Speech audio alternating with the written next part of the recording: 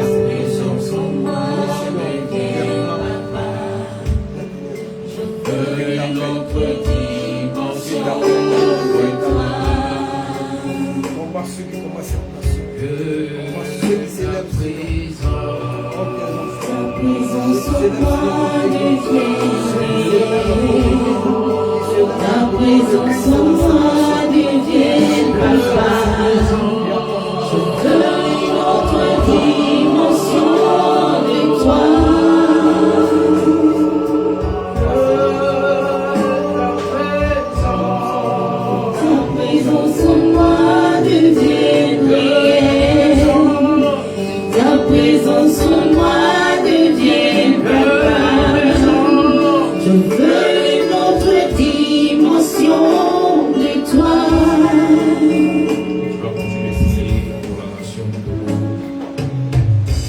Seigneur, quel que soit le pharaon qui avait maintenu cette nation en servitude depuis des années. Maintenant, Seigneur, comme tu l'as fait pour ton peuple, tu vas libérer, Seigneur, cette nation. Ta volonté descendra. Et Seigneur, cette nation Togo connaîtra la joie, la paix. Au nom de Yeshua, par nous, Seigneur, invoque le sang de Jésus pour garder les vies, pour restaurer cette nation. Par nous, Seigneur.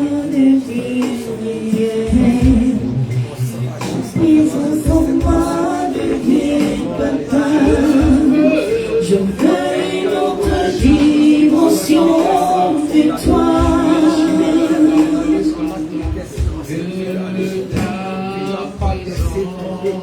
Ta présence en moi devient réelle. Ta présence en moi devient papa.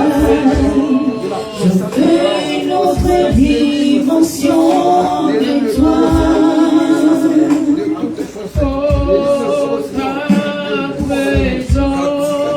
Ta présence en moi devient réelle. Ta présence en moi devient papa. Je veux une autre dimension de toi.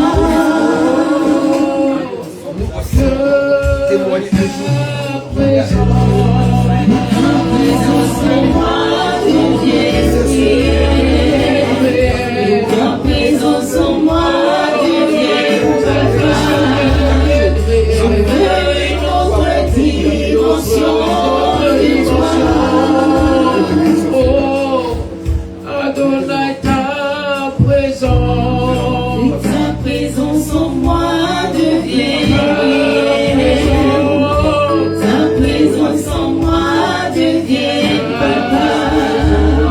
Je veux une autre dimension de toi.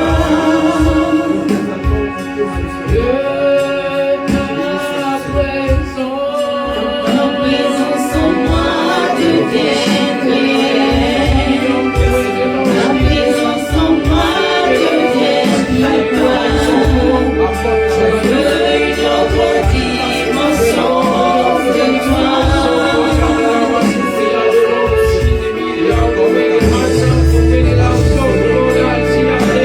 présence en moi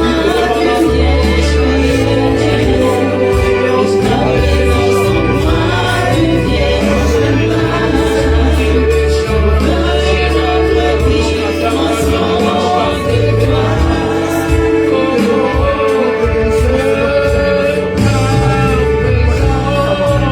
Ta présence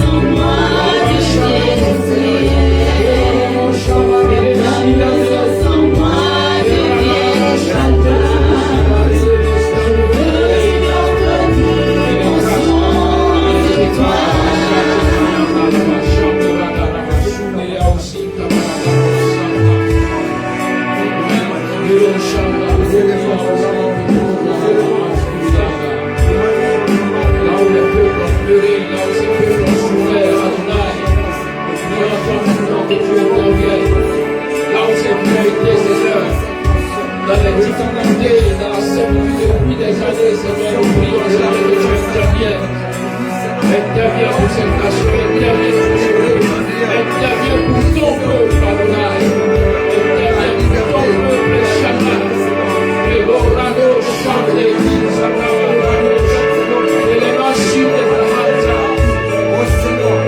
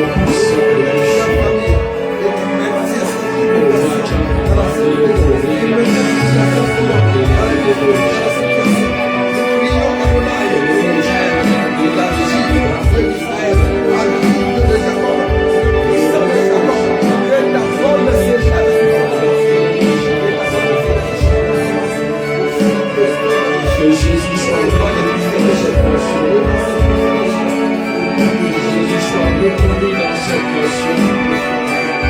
Oh Yeshua,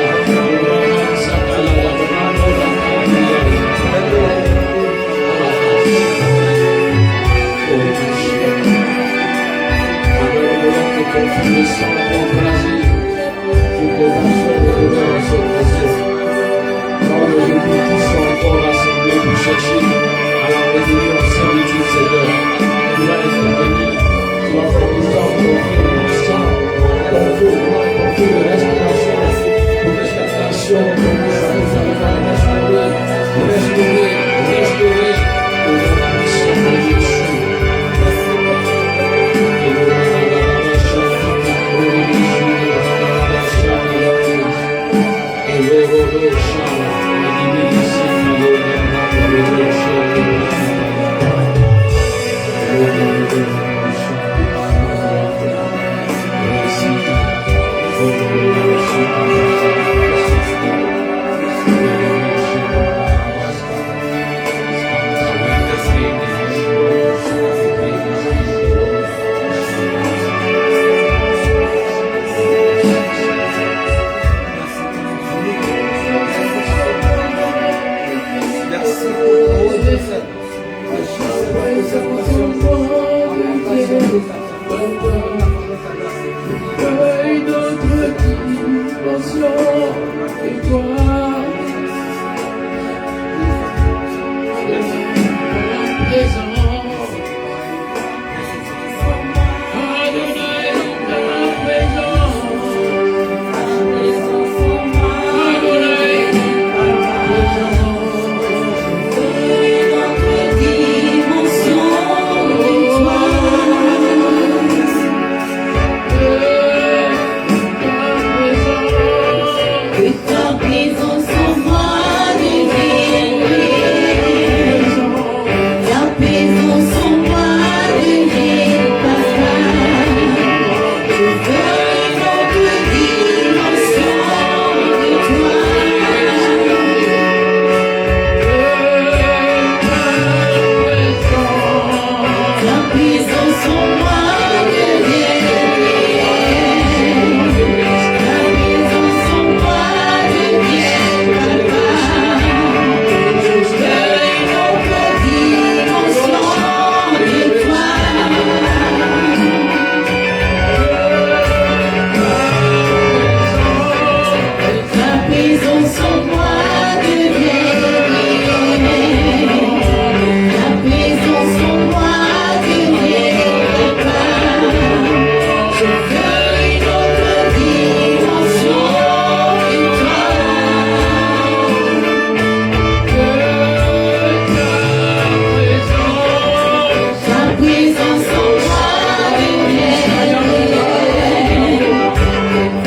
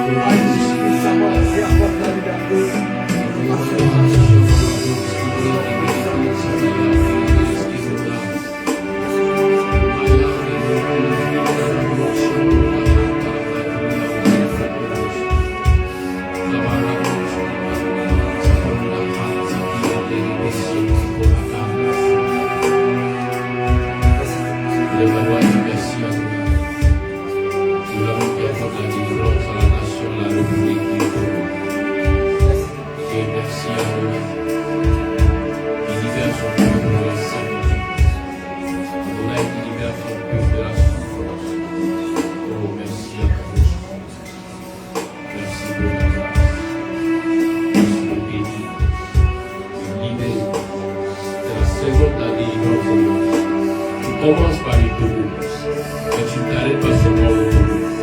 Tu commences par cette nation. Mais aussi d'autres nations suivront. Père, merci pour ta grâce. Merci de libérer ton peuple. Merci d'accorder grâce et faveur. D'accorder ta miséricorde. Et de manifester ta force et ta puissance. Et le Togo soit gagné tout entier pour Jésus.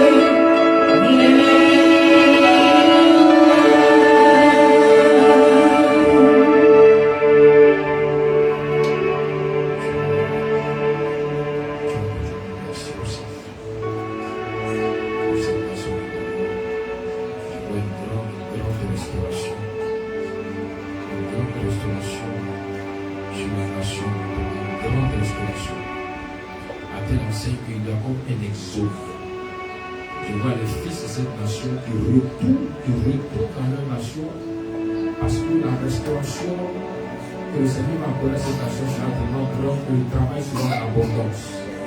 Il y a beaucoup de secteurs d'activité là-bas qui vont comme renaître. Oh, merci Seigneur. Même la terre sera encore plus fertile. Donc je parle de délivrance que le Seigneur accorde à cette nation.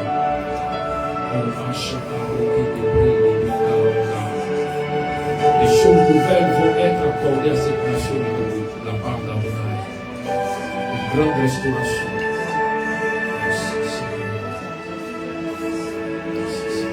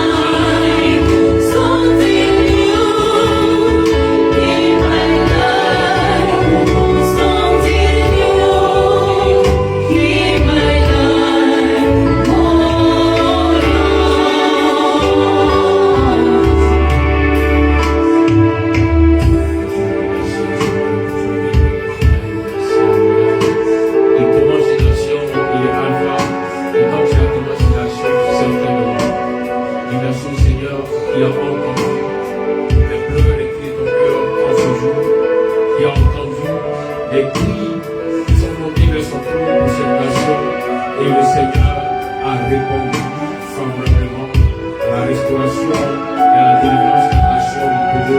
Le Seigneur commencera par cette nation et il continuera par d'autres nations. Que le nom d'Adonai soit béni. Amen. Amen. Amen.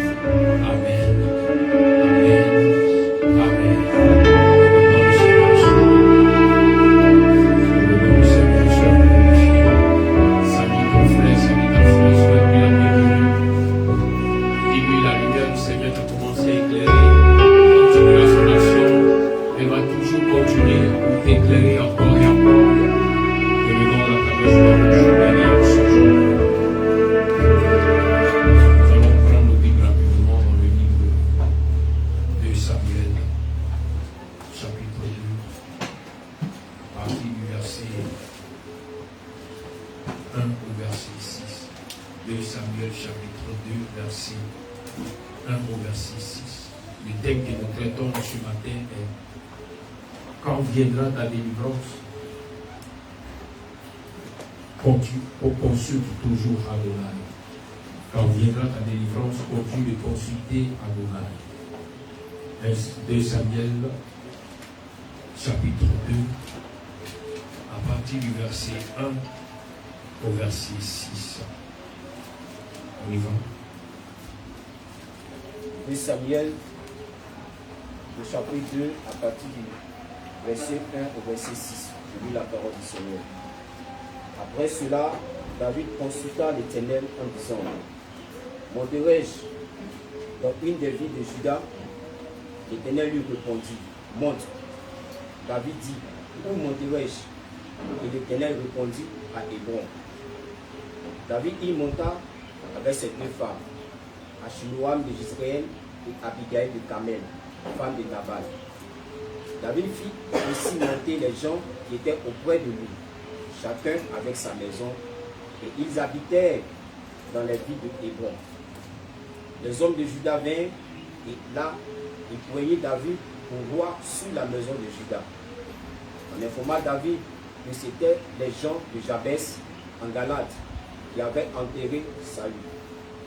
David envoya des messagers aux gens de Jabès en Galade pour leur dire: soyez bénis de l'Éternel, puisque vous avez ainsi montré de la bienveillance envers Saül, votre maître, et que vous l'avez enterré.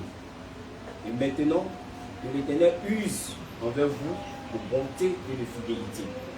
Moi aussi, je ferai du bien parce que vous avez agi de la sorte. Amen. Amen. C'est bon. Quand viendra la délivrance, continuez de consulter Adonai. Bien-aimés, ces textes de base nous parlent de la délivrance, mais aussi de la vie de David, qui était une vie qu'il avait livrée ou donnée entre les mains d'Adonai, une vie qu'il ne pouvait pas faire quoi que ce soit sans qu'Adonai n'ait donné son accord du principe, son OK, sans qu'Adonai n'ait validé une action. Bien-aimé, c'est le même David qui avait les années auparavant reçu l'onction par le prophète Samuel. L'onction qui déterminait que David était celui-là même qui allait remplacer le roi Saoul, car Saoul avait été délaissé par Adonai, Saoul avait été rejeté par Akadosh Baruch. Par ses attitudes, par son comportement, Saoul s'est vu rejeté hors du trône. Quand bien même Saoul était toujours roi, mais devant Adonai, Saül n'était plus ce roi qu'il avait établi. Vous dites en ce jour, bien aimé, peut arriver que la chute d'une vie, la chute d'une entreprise, la chute même d'une nation soit admise par Adonai. Mais physiquement, souvent, on voit toujours cette même vie, cette même nation est toujours là, en train de comme contrôler ou en train de comme régner. Bien-aimé, dans le spirituel, tu peux être rejeté, mais cela peut mettre du temps avant que ça ne se matérialise. Dans le spirituel, tu peux être béni, mais cela peut mettre un temps avant que ça ne s'accomplisse. C'était le cas de David. 15 années auparavant, David avait reçu l'onction. Le prophète Samuel était allé loin de David. Quand bien même il y a eu plusieurs obstacles. Là même son père ne pensait même pas qu'il faisait partie de ceux qu'on devait oindre. Ses frères qui avaient la taille, qui avaient la beauté, ses frères qui avaient la connaissance, ont été présentés au prophète Samuel. Mais Samuel a dit, par l'esprit d'Adonai, que je n'ai pas trouvé un roi parmi tous ceux-là. N'as-tu pas quelqu'un d'autre? N'as-tu pas un enfant encore dans ta maison? Et il nous fait mention que Ishaï, le père de David, va réfléchir pour dire, ah, il y a un autre là qui est derrière les troupeaux. C'est-à-dire que là où on ne pensait même plus, quand on pensait aux gens qui devaient réussir dans la famille, ce qu'on devait élever, on n'a jamais pensé à toi. Amen. Amen. Dis à ton frère, quand on pensait aux gens qui devaient réussir, on n'a jamais pensé à toi. Dis-le lui. Mais une chose qui est sûre et certaine, c'est que si Adonai pense à toi, tu as tout gagné. Amen. Amen. Même son père, et quand il réfléchit pour voir s'il n'y avait pas un petit serviteur, il se rappelait, ah, attends, il y a un autre là. Pourquoi? Parce que l'historique de la naissance de David était une histoire très bizarre. Même jusqu'à ce jour où le prophète Samuel arrive dans la maison du père de David, le père n'est pas sûr et certain que David lui appartient comme fils. Le père s'est appuyé sur l'histoire qui était passée, il se disait, certainement ma femme a commis quelque chose et cet enfant n'est pas de moi. La preuve, même regarde, quand il naît, il est différent des autres.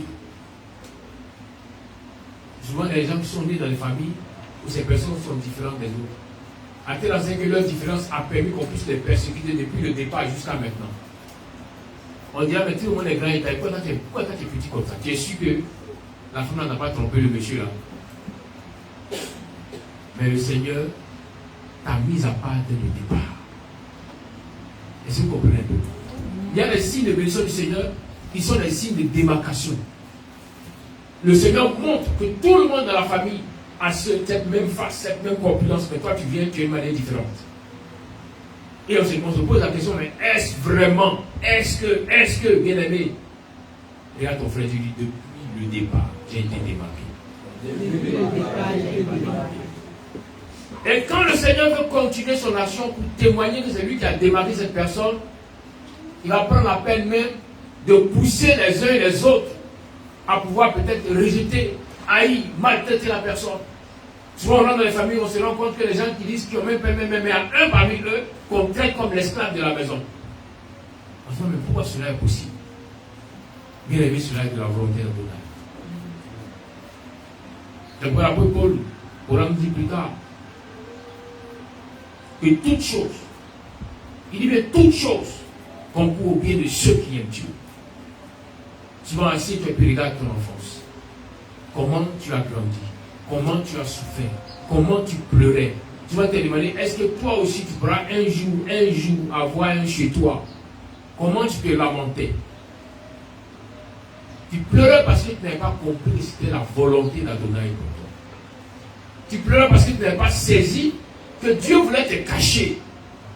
Et au temps opportun te faire sortir pour t'amener à faire sa volonté. Souvent, je dis, mais Seigneur, j'ai aussi le potentiel, mais pourquoi on ne me sélectionne pas? Pourquoi on ne me choisit pas? Pourquoi on ne me permet pas de faire ces choses? Bien aimé, le Seigneur savait pourquoi il cachait ta vie. car il voulait te préserver de beaucoup de choses.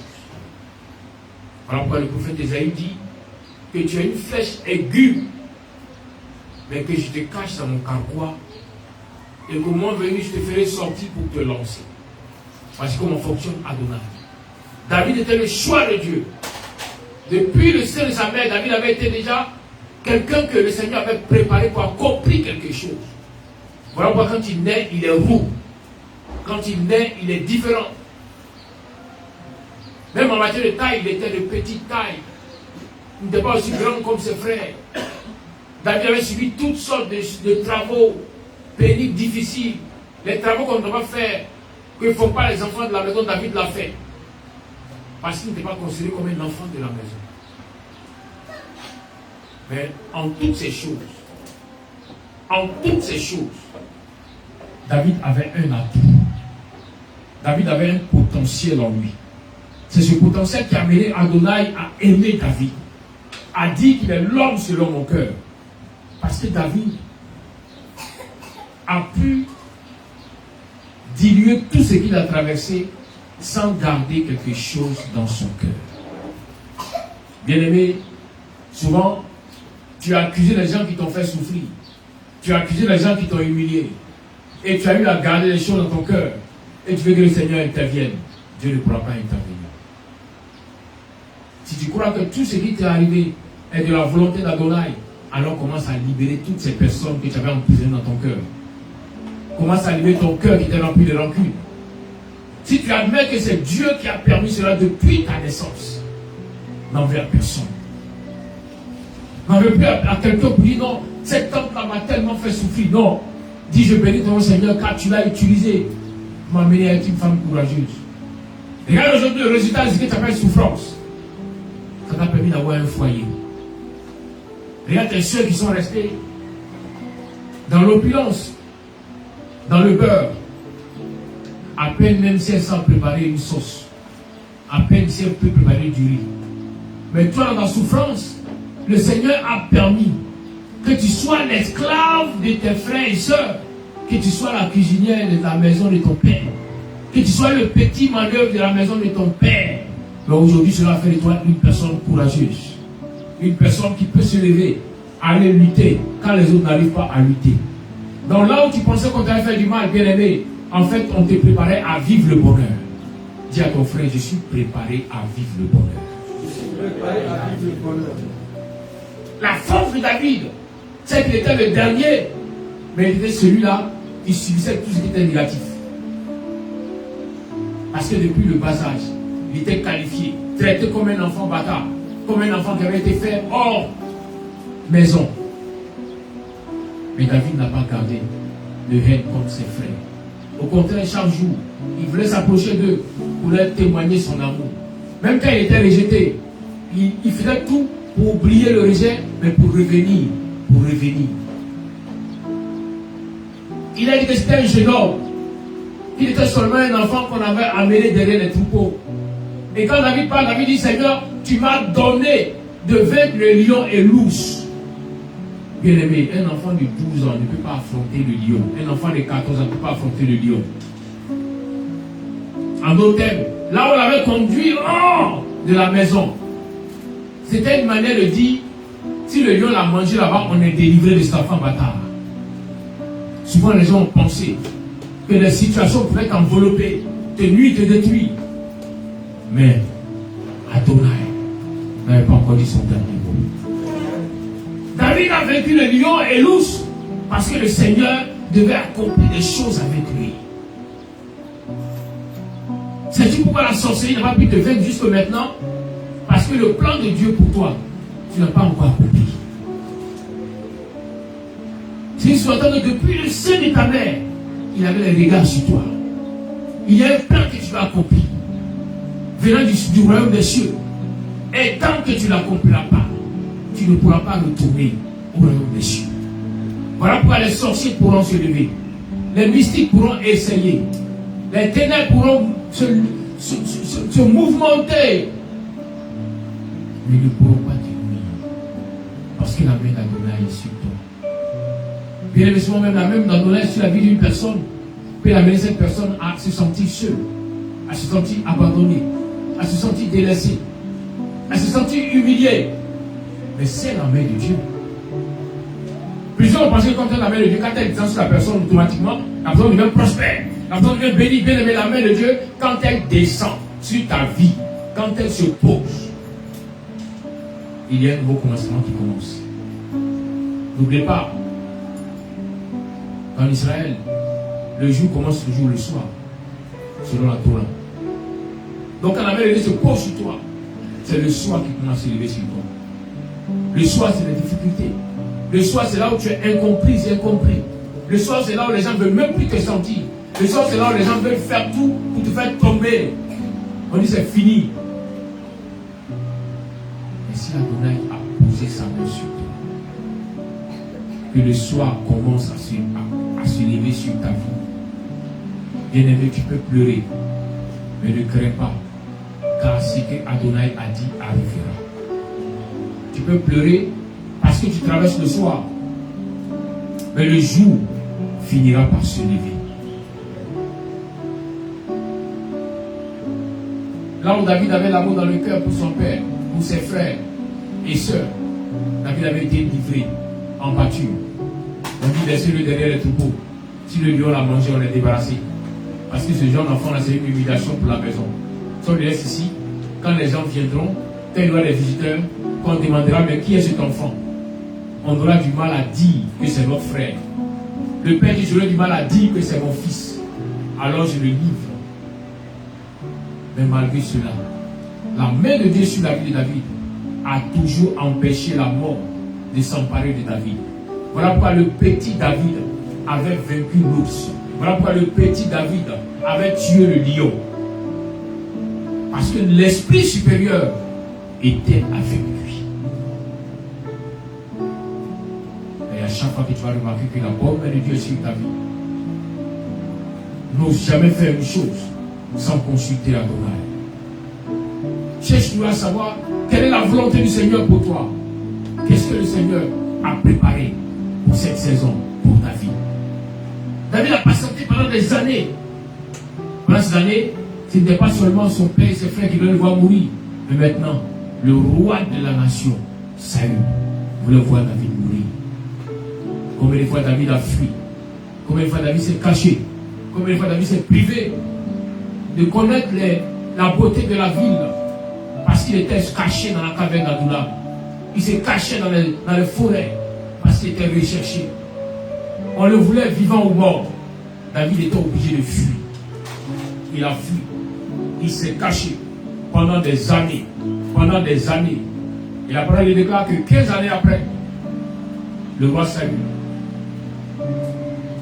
et son fils Jonathan vont mourir dans un combat.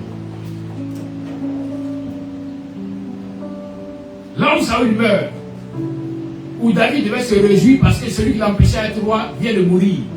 Bien aimé, au contraire, David avait un cœur d'homme, un cœur d'humain. David a pleuré, David a jeûné, David a fait le deuil de Saül parce que le roi venait de mourir.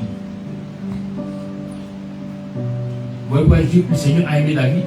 David ne pensait pas comme les hommes, mais il pensait comme Dieu. Donc le prophète dit, oh gloire à Dieu, l'ennemi est tombé, maintenant je vais prospérer. Non, bien aimé, même tes ennemis les plus mauvais, quand tu vas entendre parler de leur chute, quand tu entendras qu'ils sont tombés, ne te ris pas d'eux, aie de la compassion pour eux. Ne te ris pas d'eux. Ta mission, ce n'était pas de les voir tomber, mais ta mission première, c'était qu'eux aussi puissent connaître Adonai comme tu as connu le Créateur. Mais si ces personnes ont refusé de connaître Adonai et qu'elles sont tombées, ne te ris pas, ne te réjouis pas pour dire non, mon ennemi est tombé. Non. Yeshua a dit, pleure avec ceux qui pleurent. Pleure avec ceux qui pleurent. Même quand tu auras la certitude que cette personne a voulu te détruire, pleure avec ceux qui pleurent. Car tout est grâce de Dieu. David a pleuré. Il a fait le deuil de Saül. Il a fait le deuil de Jonathan qu'il aimait comme sa propre chair. Mais quand David finit de pleurer le roi et sa maison. Cela est aujourd'hui, les gens ont commencé à courir déjà par là, Jérusalem pour s'asseoir sur le trône. Parce que Dieu a dit, non. Bien aimé, même quand ta délivrance arrive, même quand le Seigneur te dépose là où tu ne t'attendais pas, apprends toujours. N'oublie jamais cela. Apprends toujours à consulter Adonai. David a fini de faire le deuil. Maintenant, David interroge le Seigneur. Il a dit que David consulte Adonai. Il lui dit, Seigneur, où est-ce que je dois aller? Donc on dira, mais le Seigneur t'a déjà dit depuis les années passées que tu vas être établi roi. Mais tu demandes quoi encore au Seigneur? Non. David, Seigneur, où devrais-je aller? Bien aimé, le palais royal était à Jérusalem, à Jérusalem. C'était là-bas que le roi vivait dans son palais. Mais le roi venait d'être tué. Et les descendants du roi aussi avaient été tués. Mais quand David demande au Seigneur, où devrais-je aller? Le Seigneur dit à David, va à Hébron. Et David ne savait pas là, il dit non au Seigneur, mais qu'est-ce que je vais faire à Hébron? Il dit, va t'installer à Hébron. Et David va prendre tous les gens de sa maison pour aller à Hébron. Ceux qui étaient avec lui, leurs femmes, leurs enfants, tous iront s'installer à Hébron. Souvent, même quand tu t'as promis le palais royal, c'est à Hébron que le Seigneur pourra t'établir. Si tu cours pour aller au palais royal, ta vie peut être coupée. Il y a souvent des pièges. À la sortie de la grande délivrance, souvent il y a des grands pièges qui sont tendus. Si David n'avait pas consulté le Seigneur qui se levait pour aller à Jérusalem, il allait mourir. Pourquoi? Parce qu'il y avait un des fils de Saül qui était encore là. Mais lorsque David consulte le Seigneur, que c'est lui, David, va t'installer à Hébron. Quand David y va, il est en sécurité. Il est fait mention et les hommes de Juda viendront, les anciens viendront voir David à Hébron et ils vont l'établir roi sur le royaume de Juda. Pendant ce temps, il y a un certain général de l'armée qui va mobiliser le dernier des fils de Saül pour dire va t'établir roi sur toutes les autres tribus. Et ainsi, ce fils-là, il va s'établir roi. Parce qu'il a été motivé par un général. Mais David ne s'est pas préoccupé. David voulait seulement faire la volonté de Dieu. Seigneur, va être à Hébron, je reste à Hébron. Même si à Hébron, on vient m'établir seulement que roi sur une tribu, mais j'attends ta volonté. Bien-aimé, quand la délivrance sort, ne sois pas dans la précipitation. Tu dois cultiver la patience, faire grandir la patience en toi, que ta marche soit remplie de la patience divine, afin que le diable ne puisse pas te faire tomber là où tu t'attends le moins. Car si tu ne réfléchissais pas comme David, que tu te dis non Seigneur, Saül est déjà mort, tu as déjà dit que c'est moi qui vais le remplacer, alors je vais déjà sur le trône, la mort pourrait frapper David. Mais il dit Seigneur, toi qui as dit, si je vois la comprendre ce que tu as dit, alors je te demande encore, que dois-je faire? Que dois-je faire? C'est à Hébron que le Seigneur va enraciner ta domination. C'est à Hébron que le Seigneur va permettre aux uns et aux autres d'accepter ta royauté. C'est à Hébron que le Seigneur a permis à David d'être reconnu. Le fils de Saül qui a suivi le conseil du général, qui a été roi bien aimé, a régné seulement que 2 ans. Parce qu'après il a été tué. Mais David est resté dans la volonté de Dieu à Hébron. Et David a expérimenté la volonté de Dieu. Il a commencé d'abord par être roi sur Juda. Mais après, il a fini par être roi sur toutes les nations d'Israël. Il y a une chose que tu dois retenir, bien aimé. Le Dieu que nous adorons est Aleph. Il est appelé Alpha. C'est dans ce qui t'a montré, commence une action.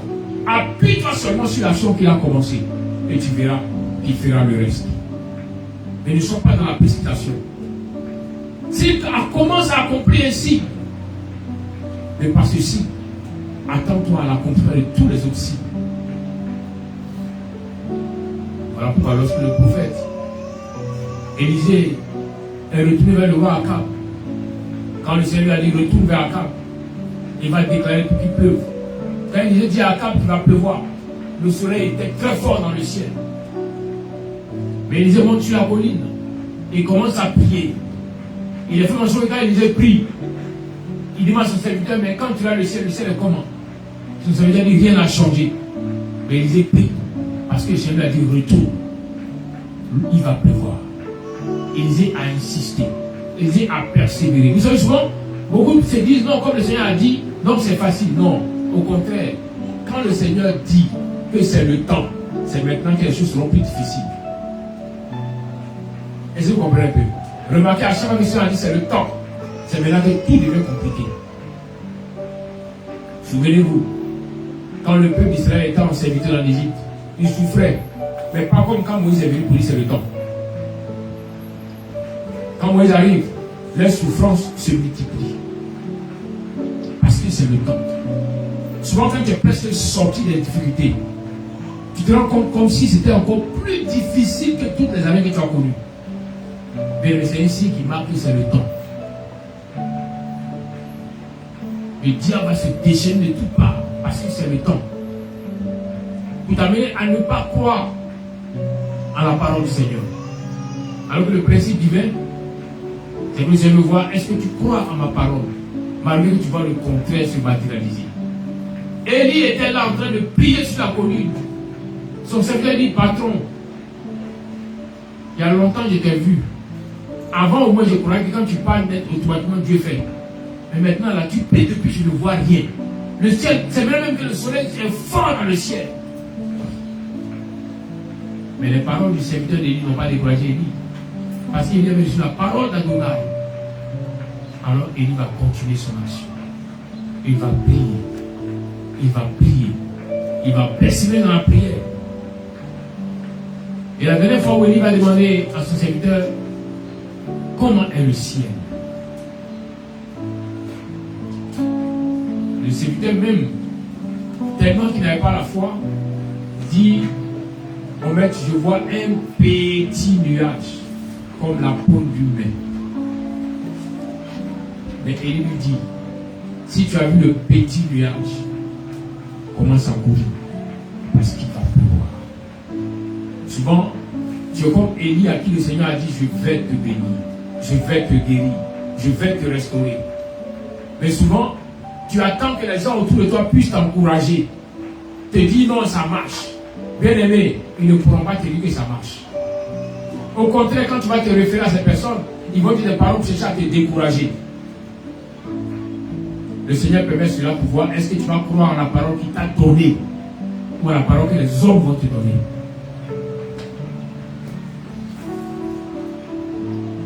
Il est mieux pour toi de saisir la parole d'Adonai qui t'avance avec ses paroles afin d'expérimenter les grands miracles divins. Quand le serviteur s'est trompé pour dire qu'il y a un petit nuage, Élie a arrêté la prière et a commencé à descendre. Il dit, va dire à Akab de courir parce qu'il s'annonce une grande pluie. Va dire à Akab de courir parce qu'il s'annonce une grande pluie. Pourtant nous savons tous physiquement pourquoi on parle de grande pluie, c'est que tout le ciel est assombri et on voit les éclairs. Mais Élie voit un petit nuage. Sinon que, et il n'a même pas encore levé la tête pour aller dans les cieux. Son serviteur lui dit, Seigneur, mon maître, il y a un petit nuage. Et il dit, il s'annonce une grande pluie. Souvent les grandes bénédictions qui viennent à toi ont déjà commencé, mais tu ne les as pas encore activées. Voilà pourquoi depuis, tu penses que rien n'est encore plus fort. Tu as vu un petit nuage, mais qu'attends-tu pour ouvrir la bouche, pour dire c'est une grande pluie qui arrive, pour dire c'est une tornade qui va tomber. Mais depuis que tu as arrêté, tu regardes seulement à ce petit nuage. Tu regardes ce petit nuage et tu attends que le Seigneur intervienne. Bien aimé, il a déjà intervenu. Le petit nuage qui est apparu était signe de Dieu. Maintenant, le Seigneur attend que toi-même tu proclames les paroles. Car sur terre, il y avait l'autorité à l'homme. Alors ouvre ta bouche et appelle la grande pluie. Ouvre ta bouche et appelle la grande pluie. Ainsi tu verras Adonai commencer à faire descendre la grande pluie. Souvent chez nous ici, on attend quand il y a une goutte, deux gouttes qui tombent sur toi, tu dis, ah, la pluie arrive, on coupe pour aller. Mais le soleil était encore fort dans le ciel. Mais comme Élie avait entendu qu'il y avait un petit nuage, Élie a commencé à appeler la grande pluie. Il a commencé à courir. Ainsi, la pluie est descendue avec une grande force. Les instants qui ont suivi, tout le ciel est assombri. Et la pluie est tombée fortement. Bien-aimé, tu as crié au Seigneur, tu Seigneur. J'étais dans le désert pendant longtemps. Mon travail était comme le désert. Ma vie était comme le désert. Alors Seigneur, maintenant que tu as dit que tu me bénis, maintenant que tu as dit que c'est le temps de la restauration, je m'attends à toi. Je m'attends à toi. Et puis quand tu faisais cette prière, tu vois que le Seigneur envoie un petit signe. Ou une personne qui fait de l'activité, quand tu faisais cette prière, tu vois que le Seigneur envoie un petit client de passage. Il dit non, je voulais ce genre de truc-là, mais le débit ça va faire combien? Et puis le client demande le devis, tu donnes le devis, puis il disparaît. Ou une personne qui fait une vente. Tu vois que tu as fini de faire la prière, et puis c'est après que quelqu'un vient vous demander, mais votre besoin, vous la vendez à combien? Mais elle, le dernier prix. Et puis après la personne disparaît. Maintenant tu es assis, tu es assise. Tu dis, mais Seigneur, tu as dit que tu me bénis. Mais pourquoi on demande même qu'on part? Mais non, Dieu a déjà fait ta part. Il attend ta part. Qu'est-ce que tu veux? Il dit, voici le petit nuage. Mais qu'attends-tu? Tu veux une grande pluie? Tu veux une pluie légère? Ou tu veux une petite pluie? Tout dépend de toi. Voilà pourquoi en Proverbe 18, verset 21, il dit, la mort et la vie sont au pouvoir de la langue. Quiconque l'aime en mangera le fruit. Combien de petits nuages n'ont pas apparu devant toi? Mais que tu as fermé ta bouche, alors il n'y a pas eu de pluie. Bien aimé, il est temps maintenant que tu dis, Seigneur, je veux une pluie abondante.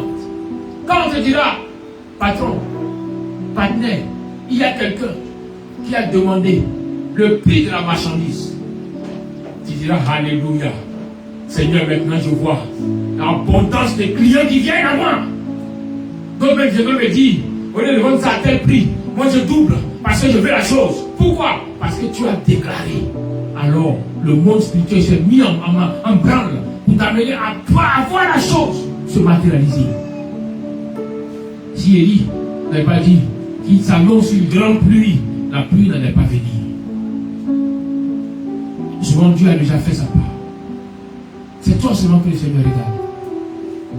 Il dit, ma fille, tu te regardes, ouvre la bouche et parle. Mon fils, je te regarde, ouvre la bouche et ordonne. Mais tu es là, tu hésites. Tu dis, mais Seigneur bien-aimé, il a déjà fait sa part. Dis à ton frère, tout est accompli. Le petit signe te témoigne que tout est accompli. Alors ne sois plus hésitante. Ne sois plus hésitant. Ouvre la bouche et annonce la grande pluie. Je veux là où tu es assis, tu es assise. Commence à parler au Seigneur. Le Seigneur, avant, c'était par rapport à mon ignorance que je laissais passer les opportunités. Mais désormais, un petit nuage qui apparaîtra, Seigneur, que je vais déclarer l'abondance. Parle au Seigneur.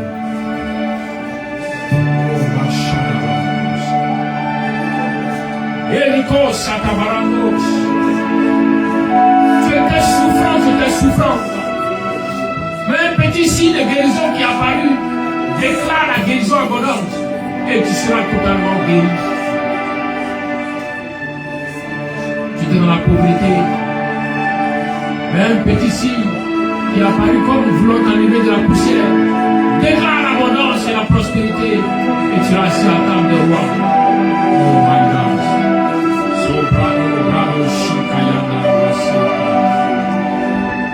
Oh, je me désire de toi seul.